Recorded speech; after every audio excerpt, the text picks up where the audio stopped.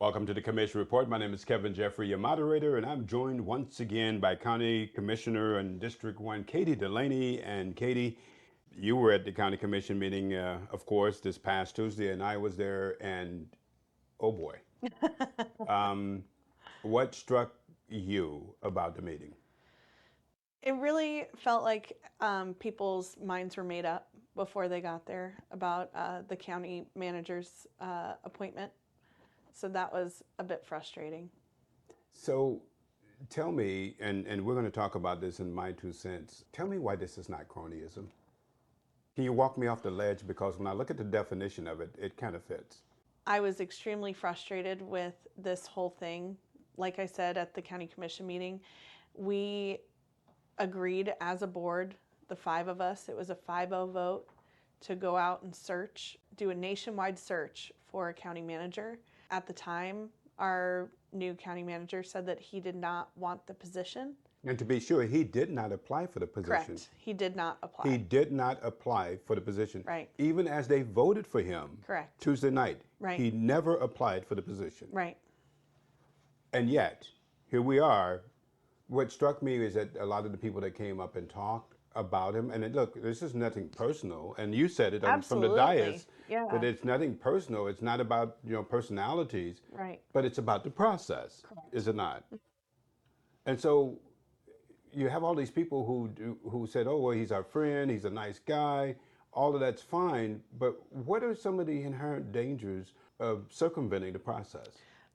One of the biggest things that I felt like was a disservice was now there's this negativity around this promotion for him.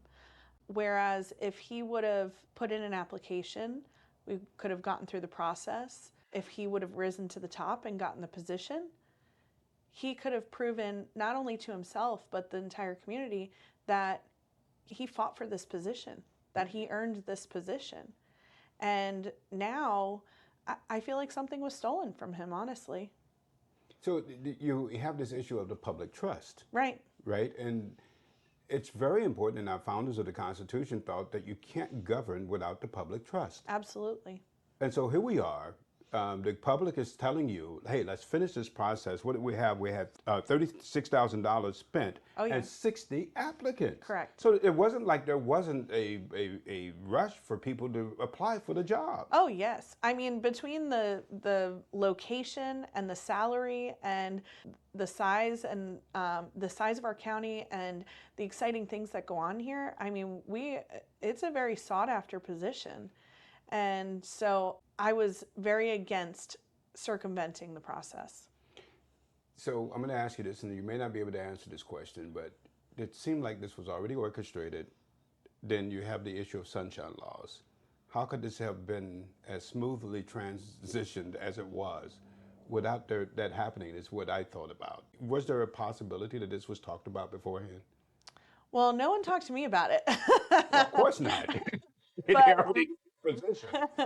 But I mean, I can't speak for the other commissioners, but the thing about how we govern is the Bible says something about, I don't know the verse by heart, but it's something about even giving the appearance of doing something wrong is wrong. You should steer clear of that. And so anytime we're put in that position where there could be an appearance of something wrong, we should steer clear of that.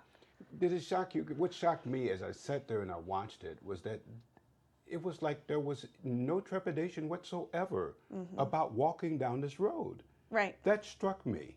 Right. That they were just brazen. They brazenly decided we're going to do this no matter what. And it's just shocking to me to see it. And the fact that it was so abrupt, like out of nowhere, it was like, boom, this agenda item came up. And it even came up late for the commissioners, where we usually see the agenda a bit before the public gets to see it. So it even came out late for us. So when I relooked at the agenda as the week went on, I was shocked. I mean, there was no inkling that we were even considering circumventing the process. Well, when you looked at the agenda, and we talked about it on the Commish Report last week, they listed the appointment of the county manager. Right. That's what struck me when you Right. saw the language there, that they're getting ready to move on with this. They've decided that they're going to abandon this process. And you just say, what's going on here? Were they scared that they were going to get someone in that was fresh from the outside? Honestly, there's all sorts of reasons why, one could think that this was done the way it was done. I mean, people don't like change. It makes them very uncomfortable. And so, of course, the staff is going to, want Mr. Liesenfeld to have the position. Of course, he had a lot of support from some of the constitutional officers, because we all know him and we know what he brings to the table, and he does do a good job. But when you have the possibility of a shakeup, it makes people uncomfortable. But that's a good thing. And I so, agree. in my, You know me, I'm all for the shakeup. it should be. I mean, then that's why we're in the situation we are in Brevard County, because we don't have shakeups. Right. We just continue to appoint our friends and the cronyism. And so, Cambridge Dictionary says the situation. This is cronyism. The situation in which someone important gives jobs to friends rather than independent people who have the necessary skills and experience. Right. And so as I'm looking at this is exactly what they're doing. I mean, whoever is the recommendations, I've listened to all the recommendations as we sat there, and it was all about he's a nice guy, and that's a great thing, right? But what about the process? Right. And at the end, I think I probably went round and round with the board for about 20 or so minutes, really trying to sway them, to my opinion, to that we really should follow through with this process. Let Mr. Liesenfeld apply for the job. I'm sure he would have been in the top handful of people because he is qualified. So let him get through that process and earn it and prove to the public that he wasn't just handed this thing. And unfortunately, as it went on, I saw that, look, this wasn't going to happen. It was going to be a 4-1 vote. At that point, I had to think to myself, what is the best thing for my district? What is the best thing moving forward? And so I felt at that moment that it would be better for him to go in at a 5-0 vote. Let's give him a shot. And it only takes 3 votes to find a new county manager. So I'm giving him the opportunity to show us that he's not a Frank 2.0, that he's going to be his own man, and he has fresh ideas, hopefully, and will be interested in looking at the county with a set of fresh eyes and do it his way. He's always been a number 2 or a director. And I mean, he started from the bottom up. So that's something that's really cool. Somebody that starts at the bottom of an organization and works their way up to the top. I mean, that's pretty impressive. He's never had the true opportunity to run the show his way. So I'm hopeful that he's going to make a big impression and do some things differently. I committed that night to hold his feet to the fire, and I'm going to do that. And not in a combative way, but just, hold him accountable, hold him to a standard that what's been happening hasn't worked. We're in the situation we're in right now as a county because what's been happening hasn't worked.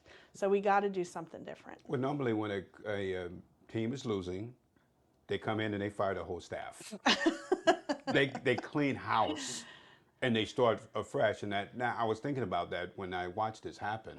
I mean, we're still going with the coach that was on the team that caused the team to lose. But, that's what it is. A couple of questions.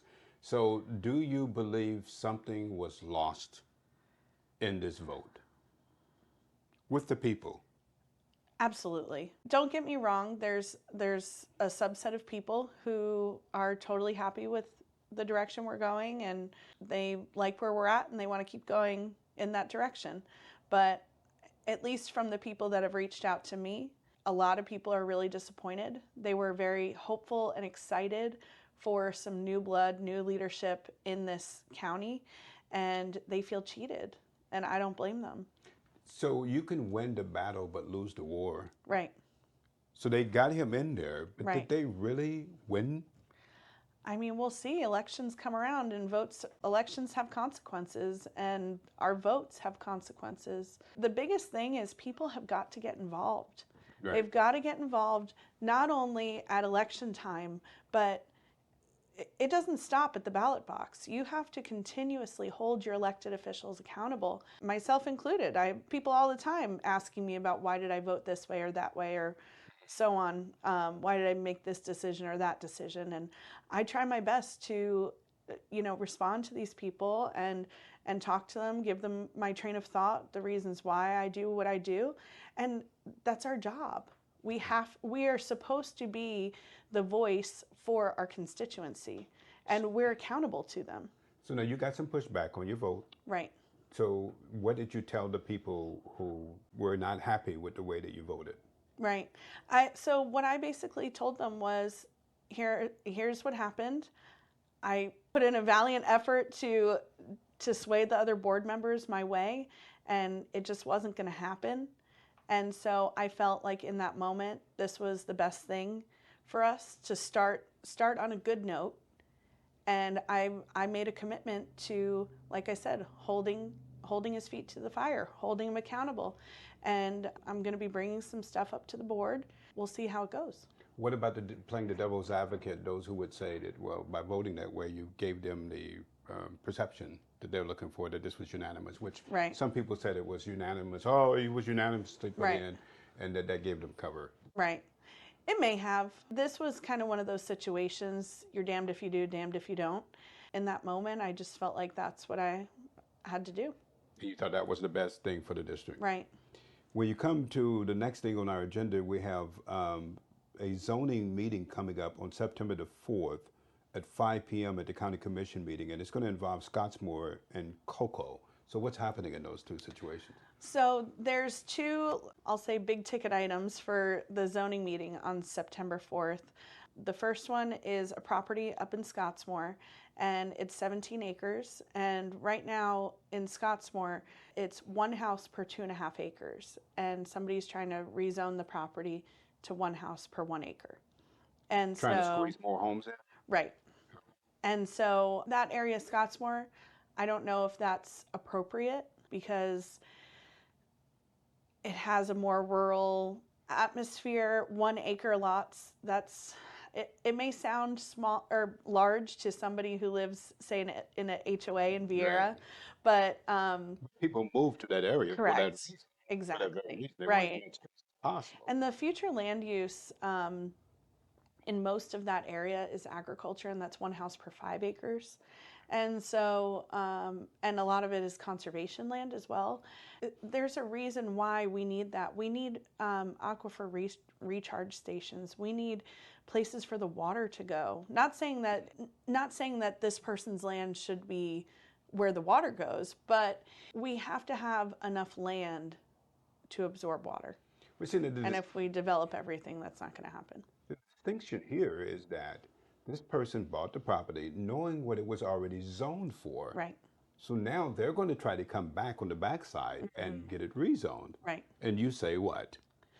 Well, personally, taking off my commissioner hat, personally, I believe that if you're an investor, if you're somebody who wants to go buy land, you should be buying land that's zoned for what you want to do with it. I personally don't believe that, just because you bought a piece of property, that means you get to change everything in that neighborhood. Now, if you bought a piece of property and it's zoned commercial and you put up a business, Fine. no problem. Right. You bought an appropriate piece of property for your... But you knew going in right. what the terms were. Right. And you bought into that. Absolutely. And your neighbors bought into that. Correct. And you're not going in and disturbing a neighborhood, and now correct. You're trying to change this. So in Cocoa, is it a similar situation? Yes. So this property is really unique. It's off of City Point on the east side of US 1 by the river. And it's very unique, and it has a binding development plan associated with the property that said that you can only build 7 houses. And they want to build, I believe, 26. So that's a large jump. And this property has wetlands. It has multiple springs, which is extremely unique. It has a really unique ridge that I believe it's coquina rock or something that's under there. And so it's it's an extremely unique property. And if you live in that community, it's definitely something that I would keep an eye on. So that's off of City Point, which is I believe it's just south of 528. I think 528. it's Okay. between 528 and 524. Okay. Yeah. And so that's coming up. And then the next thing that we want to look at is that we try to look at a department each week on the Commish Report. And this department we'll look at is public safety. And so you got several different agencies under there. You have fire and rescue, emergency management, and the most fascinating to me is the medical examiner. Can you give me a tour of that? I like to see what happens over there. And then the public safety office. And so what do you know about the public safety, and what would you tell the listeners about why this is important? So we have a really excellent team as our public safety officers in Brevard County. We have Matt Wallace, who he's over all of the different groups that you mentioned. He does a really great job. And then we have Pat Voltaire, he's our fire chief. And again, he does an excellent job. And John Scott, he's also does a great job.